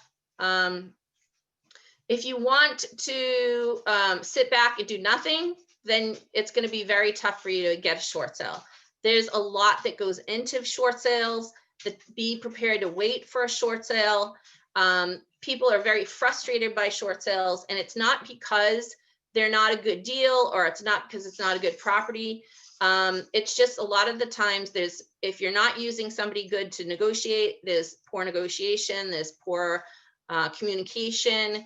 Things take a while. So be prepared that it could take a while, and just keep up with your agent or keep up with whoever's negotiating so you know what's happening through the process so that you can be prepped each step of the way. It's really important if you're an investor and you're looking for these type of deals and you're looking for short sales. And honestly, we're coming into a market where you should be able to find a ton of them. And all you have to do is look up in Massachusetts and look up order notices in the county you want to buy property in. And there's your default property. It's pretty easy to find somebody that's in default in Massachusetts. Go to any county registry of deeds and look up what an order notice is. That'll give you everybody that has gotten a notice of default, anybody that's behind. Those are the people you want to target first and establish that relationship. I think there's going to be some great finds for everybody out there. I think you guys are poised for an amazing surplus to come onto the market at some point. Be ready for it. Be ready to jump when there's an opportunity, because if you don't, someone else will. So it's really important that you're ready. Nothing is guaranteed, obviously. Nobody can make the bank take your offer. I think in 10 years of negotiating, maybe Nick and I have seen 2 sales that the bank just wouldn't complete. Like, they wouldn't look at, they wouldn't take an offer no matter what we offered. And again, remember, the bank has a different set of rules and guidelines, and maybe that investor just wasn't one that we could get a net. It wasn't one that we could get a net that they wanted. So it's important, that when you're making offers on these, that you're prepared to wait, you're prepared to know it may not come your way. You'll get your full deposit back. So just keep in mind that it doesn't happen overnight. Nothing is guaranteed, but most of the time, like I said, I think in 10 years, there's 2 that we couldn't get through. So, and these timelines in here, add a month. I would add a month right now on some of these timelines just because of COVID. But like I said, if you're ready and you know this information up front, you can be prepped for these deals when they come in the pipeline. What happens if my sale doesn't go through? What happens? Referral fees. If you're an agent, you can usually get some type of referral fee from the listing agent. So we have investors that bring us deals they potentially want to buy. We may have another listing agent list the property. If they can't buy that particular deal, that agent will give them a referral fee. So there's usually a way for you to always work out getting something out of the deal if you brought it all together. Let's see. Oh, wholesaling short sales. That is almost like a 1 in 100. It's the unicorn of short sales. The reason you can't wholesale a short sale is typically because when you have an approval letter, it outlines who the buyer is, it outlines who the seller it is, and the person buying the short sale has to take the title in that name. You have to take the name of the person outlined in the short sale approval. On occasion, we may get an approval where the buyer name isn't outlined. I can't recall one that we've had in a long time, but that's where you want to talk to your title attorney and see if that's something that you could wholesale. So, but you may not know that up front. So just keep that in mind. It's difficult to wholesale a short sale. And it's usually because there's arm's length affidavits and addendums where there's no transfer or no, there's restrictions on transfers. Some come with deed restrictions. Some you have to hold 90 days. So some attorneys interpret that transfer language as something where you really wouldn't be able to wholesale it. There may be other attorneys out there that say, okay, I'm okay, I might be able to transfer that. But keep in mind, these short sale approvals, there's deed restrictions, there's a name spelled out. So they're really difficult to wholesale. Just keep that in mind. Usually you're gonna buy it and you're gonna either do work to it, hold it for some time, you're gonna flip it, or you're buying it as a multifamily. But most of the time you're not doing like a back-to-back closing. Maryann, I want to just stop you right there and ask a question if we could. Somebody just asked, can you do a double closing on a wholesale with a short sale? I think you kind of skirted around that answer as you were just going over all of that. Sure. But I just go ahead and answer that. Most of the time, no, you cannot double close a short sale, and unless, again, so there has to be an approval letter, typically without a name on it. There would have to be, no deed restriction. A lot of these come with deed restrictions. There would have to be no arm's length transaction affidavit. So a lot of the properties have like the seller or the buyer knows of no higher offer in the affidavits. So it's really important, and it's tough also, Matt, to know this up front. A lot of the times you don't know this information up front. We may get a short sale and it comes to approval and it's very loosey-goosey. We don't always know that. Or we may get a short sale where there's stacks and stacks and stacks of affidavits. So I personally would say it is not possible to wholesale a short sale usually. So, but it can be done. It's like I said, it is the unicorn. There is that 1 in 100 chance that you could potentially short sale, or you could potentially wholesale a short sale. But a lot of the times we may not know that up front. If it's a smaller bank, maybe. So if you're dealing with, ABC Bank in Rockport, Massachusetts, and they're the only bank around, you might be able to do something like that if they don't have these arm's length transaction affidavits. But sometimes these smaller banks do service for larger lenders like Fannie Mae, and they have quite a stack of arm's length transaction affidavits. So, all right, I'm like speeding through this because I know I'm pressed for time. How am I doing for time, Nick? I'm sorry. I get my motor mouth going. My dog's walking around. I'm sorry. All right. I think you're okay so far. I was gonna say, I think you're fine. His thing in the background. All right. So you can see my thing in the background? No. So we are pulling title up front. If you're working with short sale mitigation, we can let you know anytime of issues you might face. We vet the sale. I will tell an investor if I don't think it's viable for them. There's plenty of sales that you can chase after that are viable. I am not going to have anybody spin their wheels on anything that I don't think is going to be work. Again, be flexible and be reasonable with your offer and your price. I would encourage people not to go in at their highest price. I would encourage people to have that wiggle room because the bank will most likely want to counter. Your goal and the bank's goal, they're not the same. Okay. You should be doing your homework on the valuation portion of this. Know the issues with the property, do your due diligence. If you can do all this up front, again, you're going to have the easiest time with your closing. And again, expect counter offers, expect a longer time frame, expect that there's going to be potential issues. But if you, like I said, the best thing you can do is prepare up front. And if you can do that, you're going to have a much easier chance of getting that short sale for what you need it for. I say loop, if you are using us, you want to loop us in as soon as possible. If you're not looping us in, if you're using someone else, I mean, why would you ever need to? But if you went with someone else, you want to make sure that you get to that negotiator quickly. Get whoever is negotiating that short sale in right at the beginning. It's very hard when you come into the middle of a sale, which we have done before. Keep your rapport, like I said, and relationship with the seller.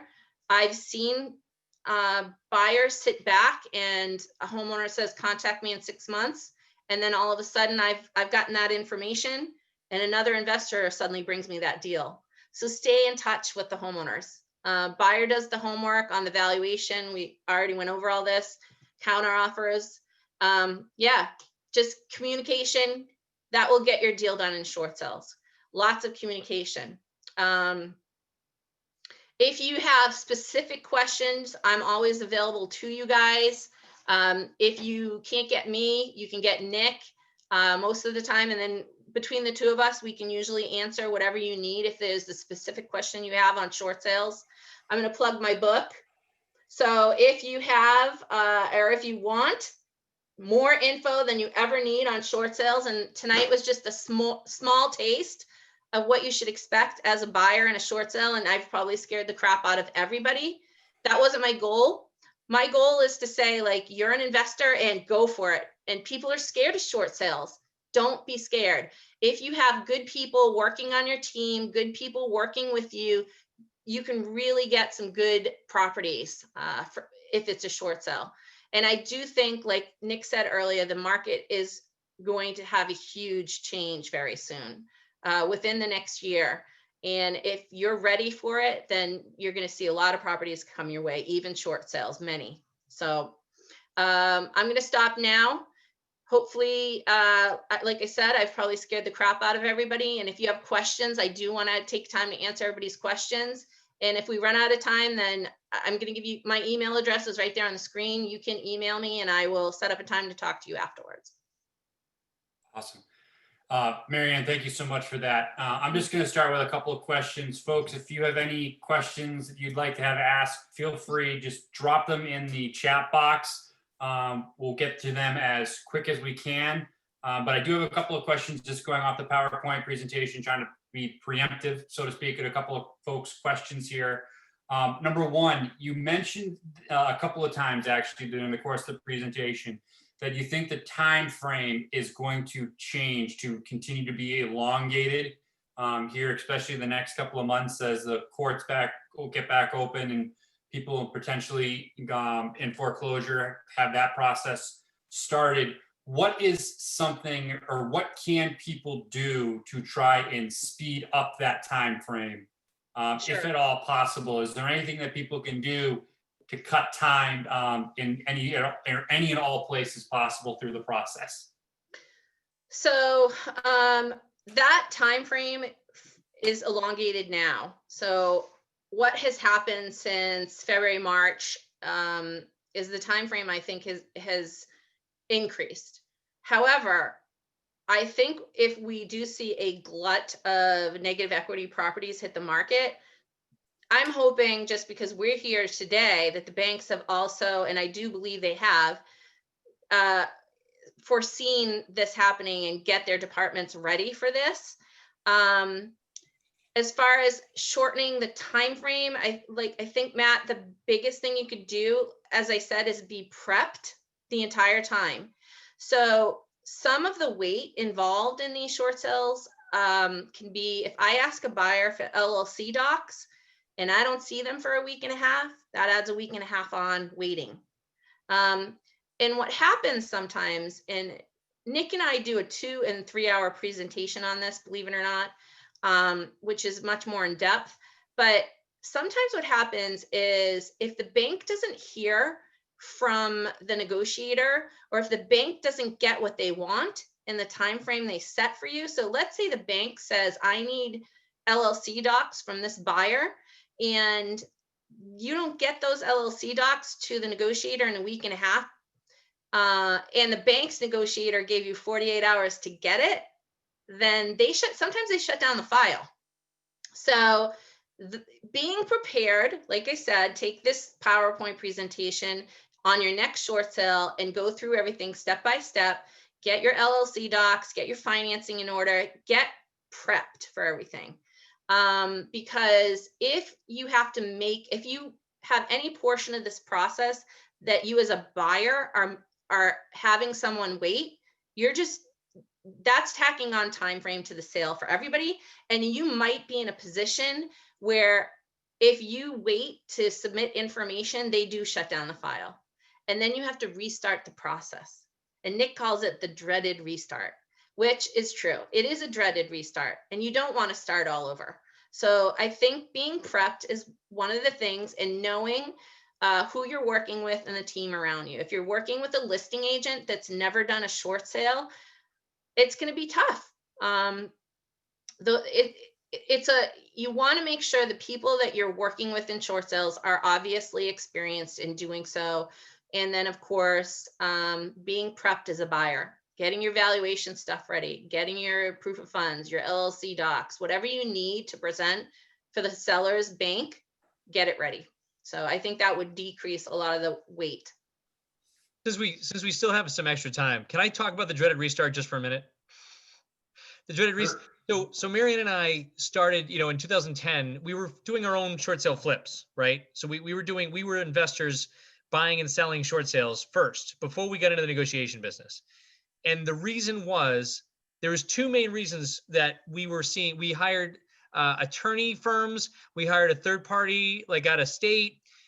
We hired, I think one of them was a listing agent up at first. Like, we went the gamut with hiring negotiators.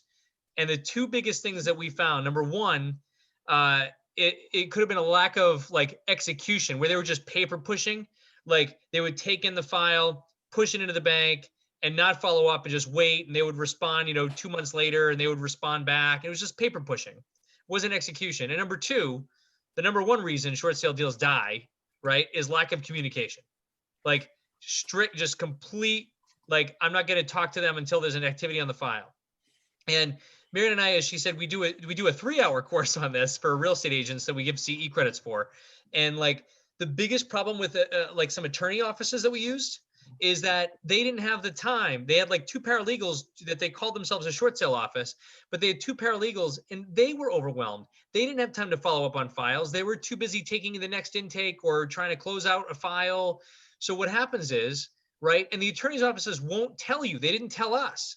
But most of the time, oh, how's your short sale? They'll call it, oh, you mean long sales? Ha ha ha. Well, there's no need for a short sale to be a long sale if there's appropriate follow-up being done. And we have like a 72-hour follow-up rule. And I have we won't go through the whole thing where I do a scripting of my processor in the bank and how the guy from Equator, she keeps calling in to follow up, but then he gets reassigned a new position and she's missing pages in the file. So it gets restarted and she has to resubmit the whole thing back over again. And then she finally calls for the valuation agent after, 6 weeks is through. And the valuation agent said, well, no one called us in 72 hours. So we shut down that file. You have to resubmit everything back from square one. The dreaded restart. So in the meantime, the problem is the buyers, the investor buyers or the homeowner buyers, whoever the buyers are, the seller even, and the agents, no one even knows that it keeps getting restarted because the attorney or the third-party mitigator has not followed up quick enough. So they keep restarting the file and they have to keep resubmitting all the financials, resubmitting the offer, resubmitting the valuation, resubmitting the repair estimates. And it's stupid. So anyway, that's my rant on the dreaded restart and how if people are doing their job effectively as a mitigator, as a short sale negotiator, they're following up. We have a 72-hour rule. Even if there's nothing going on, we have a very sweet, one of our processes that calls up and says, I'm really sorry. I have to keep calling you until, you call the police or someone dies. I'm very sorry. Like, it just is what it is. We don't want to make everybody upset. So that's my dreaded restart rant. Thank you all for hearing. Yeah, just be prepared. I'm on a file right now where I've asked the listing agent for 4 days in a row for the listing agreement. The bank wants a listing agreement. It's the last piece I'm waiting for, and I can't believe I'm still waiting for it. So if the bank gets frustrated and shuts that file down, the dreaded restart. So I can't make the listing agent produce a listing contract. He has to send it to me. So just be prepared, And that is something that would be out of a buyer's hands. So what you can control as a buyer or as an investor is what you have to do. So absolutely be prepared. Get your stuff together. Sure. Let's go to a couple other questions here, Maryann. And this is kind of going to be a multiple pronged question combining a lot of different kind of questions in one. At what point in time is it a good place for somebody to get on the phone with you folks at Short Sale Mitigation to start the process whether they're working directly with the investor or if they're an agent and they come across a listing that for whatever reason has triggered them to think that, hey, maybe this might be a short sale. Is there such a thing as too early in the process to get in contact with you? Nope. I would say from the minute you suspect or sniff that it's even a short sale, get in touch with us, because like I said earlier in the presentation, I'm going to let you know whether you're a listing agent, whether you're a buyer, an investor, or whether you're something else, whether that property is really going to be viable for you. There are certain guidelines for certain investors where if a property is too far in default, you can't do a short sale, and you may not know that up front. And we do that work, we do that research. So, and then of course, what if you are interested in a file, you talk to a homeowner for an hour, you love the house and you're a buyer of a property, but it has 7 executions on it. And in those executions are Department of Revenue liens and credit card liens and IRS liens. And so these are things that we will do up front. We'll check that title for you and we'll go through that and see if this is something you want to tackle. See if it's a viable sale. So I would say before you even do your next step, before anything, right after you make your contact with somebody, we will even reach out to the homeowner. We'll talk to them and we'll check title and we'll try to get things going so that we can see if it's going to be viable for you. And that leads me to my second part of the 3-part question here is, besides going into mass land court records and pulling pre-foreclosure and notice of defaults and things of that sort, just because it's in that section, there is really no way to tell if anything is going to be a true bona fide short sale or even foreclosure. True, accurate, false, or what? That's a good question. I mean, I think so. I think the things that you can look at, and I've had this discussion, I think recently with you, Matt, is certainly anything that you see an order notice on that was probably purchased in the last three years could most likely be a short sale. I had a file come in today, and initially I thought, ooh, what is this really going to be a short sale? Because I was looking at, sometimes I look at Zillow, and I really do hate Zillow. Zillow's the worst. But I'll look at like the assessor. I'll look at the town assessment report. What did the town value at? I'll look at Zillow, and then I check out what the homeowner owes. So in my head, I was like, is this actually going to be a short sale initially, until I saw the date of the mortgage. And this guy only took the mortgage out at the end of 2018. So he bought at really what I would consider one of the heights of the market. And so I think if you're looking at 2019, 2018, potentially 2017, and you see an order notice on a property, or sometimes you can reach out, they do record loan modifications. So if you see a modification on a property that was done in the last couple of years, I think that's a very strong probability it could be a short sale. Now, is there 100% way to tell for sure it is or it isn't going to be a short sale? No, because nobody knows that homeowner's circumstance. They could have a rich relative that gives them a big lump sum. But I would say those are the easy ones to find right now. All these forbearances that Nick was talking about earlier, those actually aren't recorded as forbearances, unfortunately, at the Registry of Deeds. But these forbearances, at least if it's government backed, were allowed until the end of this year. Those people that can't stay on the forbearance program are most likely going to be looked at for a modification. If they can't get a mod, then they're going to end up in the short sale pool. And I do think anything at the Registry of Deeds in the last year with an order notice, in the last year or two with an order notice, or like I said, a loan modification could potentially be a short sale. A lot of homeowners default out of their loan modifications, maybe because their situation hasn't changed. So those are just easy ways and free ways for you to check. I think you could still buy lists of defaults. I don't know actually how accurate those are. Nick may know better than I do. But I think from experience, they're not that accurate. Yeah. So, okay, there we go. So I think the free way to do it is the registry of deeds. Yep.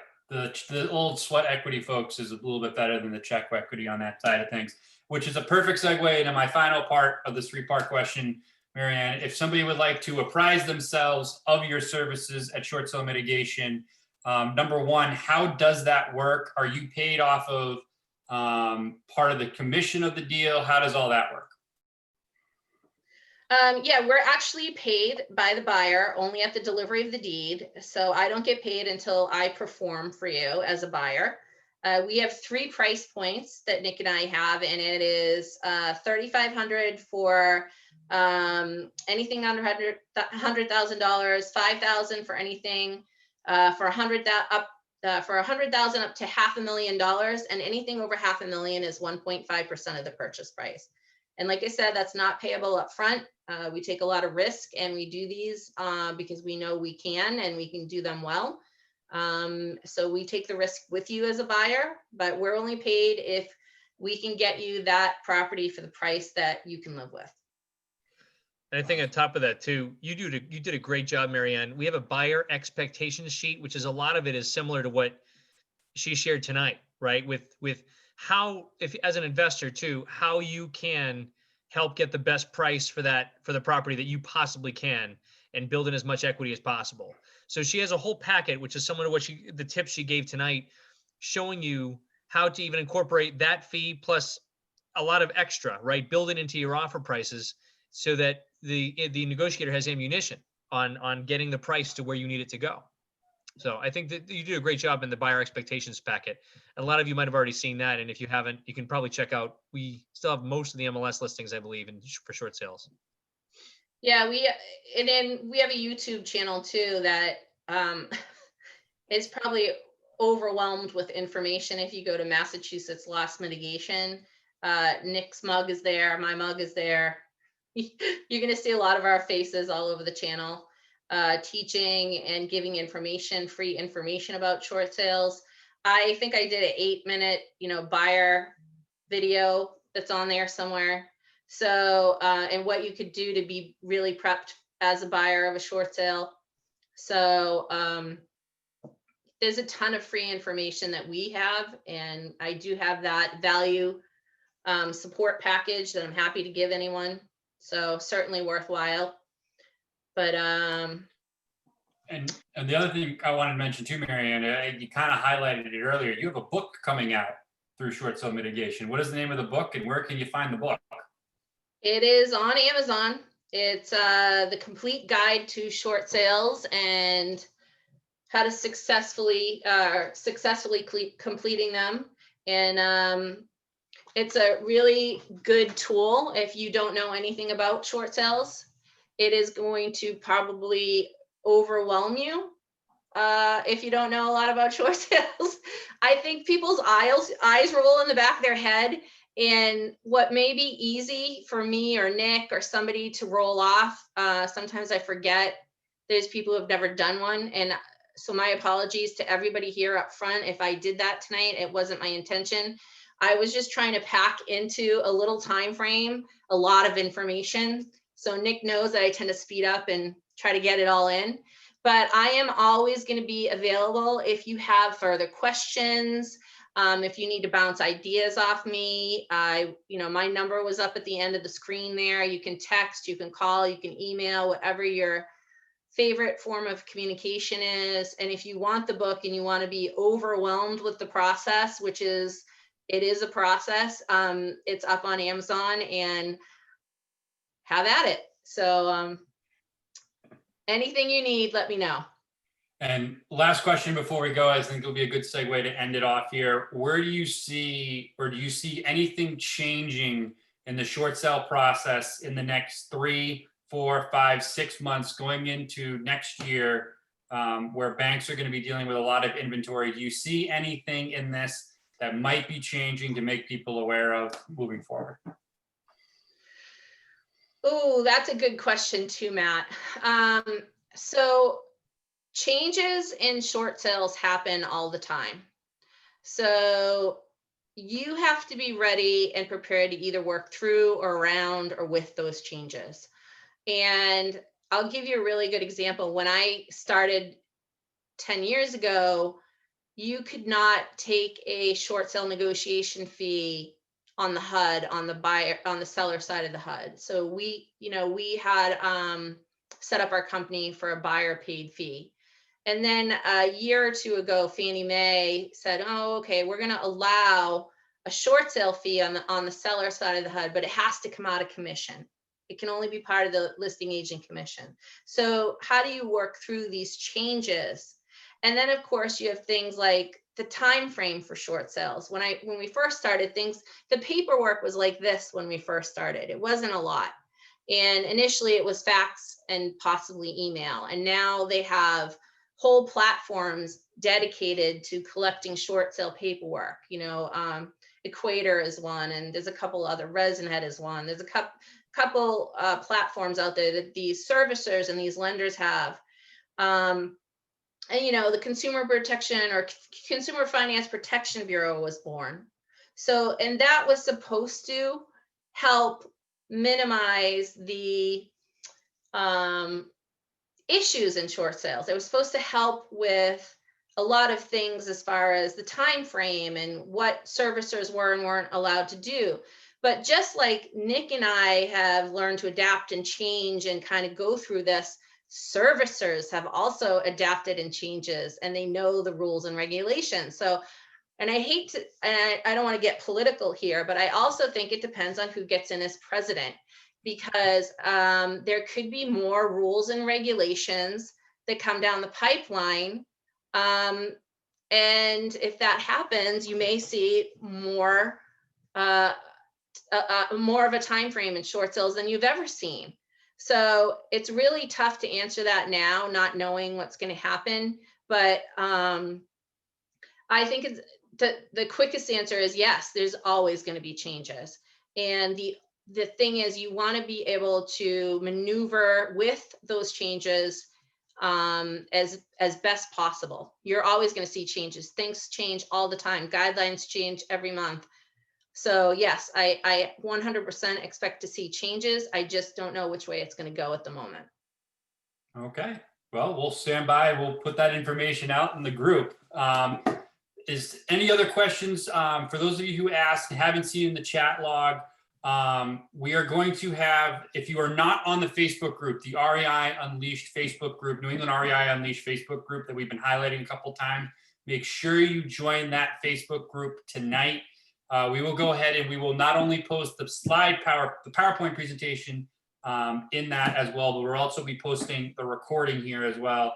So you have access to all that Maryann said that's not on the PowerPoint, all the questions, all the deals, everything on here that was recorded here tonight. We record the whole meeting, so it will be posted in the Facebook group. So if you are not a member or have not joined the Facebook group, please be sure to join the Facebook group here tonight. I think there's all the questions in the chat box. Does anybody else have anything they'd like to ask before we wrap up here this evening?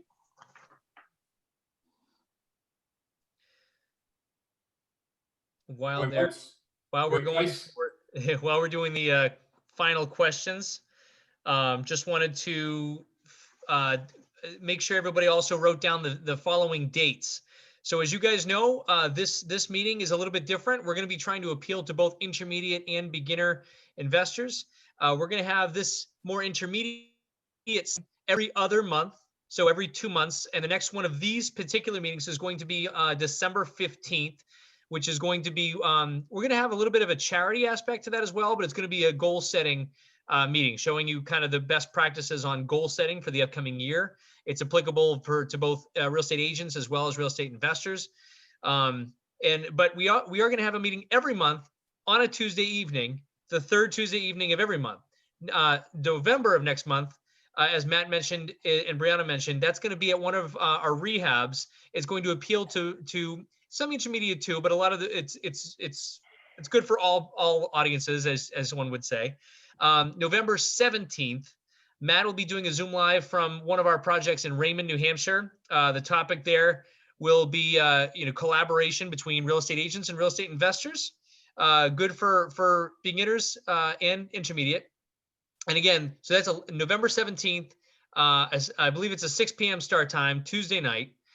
Put that in your calendar. And the other one is December 15th, which is the goal setting. That's just like this on a Zoom. That'll be the same time. That's not the third Tuesday because of Christmas, I believe, unless it is the third Tuesday. I don't know. But December 15th, 6 p.m., goal setting. So that was the final announcements. Anybody else had any final questions or anything? The last question we just had pumped in for Mitchell, which is, what are the percentage of asking price that banks usually accept? I heard you say 90% and some other figures. I think he's misconstruing one piece to two pieces there. Do you want to touch on that, Maryann? Yeah, sure. So the only thresholds that you will potentially know are government-backed loans other than Freddie and Fannie. So the VA threshold, they want to net 85% of the appraised value. So you're not going to necessarily know the appraised value, but you can know that when the appraisal comes out, if they want 85% of the appraised value and you offer $100,000, then you're at that mark. So again, what their net is. FHA has three. It's 88%, 86%, and 84% net of the appraised value. And just so you guys are aware, most of the time you'll be able to get a copy of the appraisal. So if you just ask the listing agent to make sure it's okay with the seller, like, hey, can I get a copy of that appraisal? You should be able to get it. And then of course, on reverse mortgages, you can get 95 to 100% of the net. So on a reverse mortgage, I'm sorry, not net, gross offer. So reverse mortgages work on gross offers. So it depending on whether or not the homeowner, I'm trying to think. I think it has something to do with the taxes. I have to look it up, but it's between 95 and 100% of the appraised value gross offer is what you would have to, that's the highest one, obviously. But your gross offer, they work off gross, not net for reverse mortgages. Okay. And then Nick, I'll let you answer this last one. Can you discuss how to control the deal with an investor when it must be listed on the MLS? How do you coach / manage that conversation with the listing agent? I know you have a great answer to this one. Well, yeah, that's a loaded question, right? I mean, so as Maryann mentioned, yes, listings must be listed for 5, 7, and 14 days, depending on the type of short sale. The short answer is you can't. What we will say is that there are specific agents that are specific to short sales that understand the market, that understand what a strong offer is for a seller versus what a weaker offer is, right? And they will push stronger offers first and foremost, especially if they're aware of who the investor is, especially if they know it's cash, no contingencies, and there's nothing to worry about on the dreaded restart, right? With a finance contingency or an inspection contingency, or but more so the track record. So if you've got the track record, the proof of funds, and you're able to speak to the listing agent as to how you as the investor are going to help make that process run more smoothly for that seller, for the listing agent, for the negotiator. Those are the biggest key selling points. And I'll end that by also saying that if you're local and you're having that issue, our team does have very specific short sales specialists that are working on short sales. And one of them's on this call tonight. Good to see you, Dickens. So if you need help there in that arena, so long as you can meet all that criteria, again, they want to make sure you are the best and strongest, not highest, but the strongest buyer for that short sale. And if you can prove that to them via all the things we just talked about tonight, you should be able to kind of get your offer through, even if it's not the highest, right? So that's the good legal answer to give you guys in a public forum. And Maryann, you want to counter that? I'm going to add to this, and I've seen this happen 2 or 3 times in my little 10-year career. Yes, banks are now starting, just so everybody's aware, banks have started to say you have to have a minimum X amount of time on the market. Is it scary? Yes. But I've also seen situations where the buyer had built such a rapport with the seller. They didn't want to accept a different offer. And it was kind of mind blowing to me because I saw higher offers come in. And so the thing is, and I scoured through the bank's paperwork because I was really nervous about this at first. And I was like, oh my gosh, the bank's going to freak out. The seller didn't accept the highest offer. But when I scoured through the bank's paperwork, what it had said in one of the affidavits was, all offers have been presented to the seller. Well, they were. And the seller chose a particular offer. I can't tell the seller what to choose and what not to choose. But the seller has at least some of this control in the short sale as opposed to a bank foreclosure where the bank has all the control. So it happened to work out in about 2 of maybe the 5 cases where that was the situation.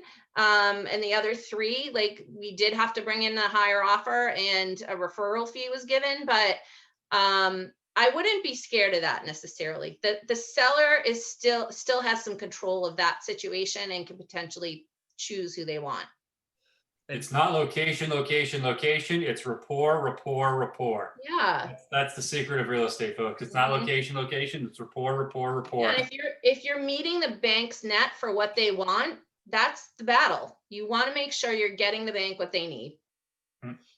Awesome. On top, I mean, that's what an awesome ending to this, right? I mean, so if you folks didn't catch that, is it easier or harder for you to be convincing the listing agent that already has the short sale that you're the best buyer for that property when they've already have 25 offers on it? Or is it better to be the investment company that reaches out and has that and has already met with the seller directly and has that rapport with the seller directly and shares with them, listen, Mr. Seller, this won't be an easy process, but I have the whole team in place. I got negotiators, I've got an agent, I've got everybody here to help you. And all I ask is that, you're going to have probably a bunch of offers come in, and just remember that I'm the one who kind of helped you coach through this, right? There's a relationship. It's all about that rapport. And that's so good. I will ask one last question before we go into one more person has a deal because they weren't able to come in and join us earlier this evening as we get into it. Last question, we'll leave it here. Does the property have to be an owner occupied in order to do a short sale? No. Nope. Okay. Very simple there. Maryann, I am going to go ahead and unmute you here as soon as I can find you. And we will let you go ahead and do your deal. There you are. You're unmuted. Go ahead. Hey, thanks. And I realize it's been a long night for everybody, but you were so popular, Nick. It took me till 6:45 to actually find a place that I could get in. So I just have, Maryann. I have 2 quick things. I've got a 3-family in East Boston that the owner would like to do a lease to buy. Really kind of cool, really already pretty much beautified. There's probably a little more you would do if you turned it into condos. This seller wants to hold on to it for the next 4 or 5 years and is willing to do lots of financing on it. As a matter of fact, the rents cover 90% of what he's looking for in terms of a monthly payment. So that's East Boston, 3-family. Let me know if anybody has any interest. The second thing I was expecting to get earlier today, but I expect I'll get it tomorrow, is a 2-family in Bedford. That will go on for $845. There's nobody in it now. It's a perfect opportunity for 2 condos. The ARV for those condos are 1.4. And I got to confirm the repairs, but I think they're between 100 and 100 and a quarter. And so the ARVs for those condos in that area are like 760 in the 700. So I think it's a pretty good deal for anybody. So that's a 2-family in Bedford and a 3-family in East Boston. 2 different kinds of ways. The 2-family is outright purchase. The 3-family is the guy wants to do a lease option. Awesome. Thank you so much, Maryann. Thanks. I will say my piece. I thank you all for joining us here tonight. This was a great first meeting. Thank you so much for taking some time out of your day to spend it here with us. Maryann, thank you so much for taking your time as well. This was awesome. Thank you. Really appreciate all that. Nick, anything you'd like to finish off with? That's it. Remember, November 17th, check in on your Zoom link. A new registration link will go out for Matt walking through one of our rehabs. And then December 15th for Goal Setting the New World. We would love to keep this momentum going. And please be sure to like that Facebook group. That and the meetups are where we're going to be posting most of our data and information. But love this momentum. And we will have the Zoom account problem fixed next time. So that's what we got. Thank you so much, everybody. I wish you all a very pleasant rest of your evening. Continue to stay safe. Best of luck here as you move towards the end of October, but continued health and safety and success to all of you. And we'll see you guys in November. See you later, everybody. Thank you for coming. Yay.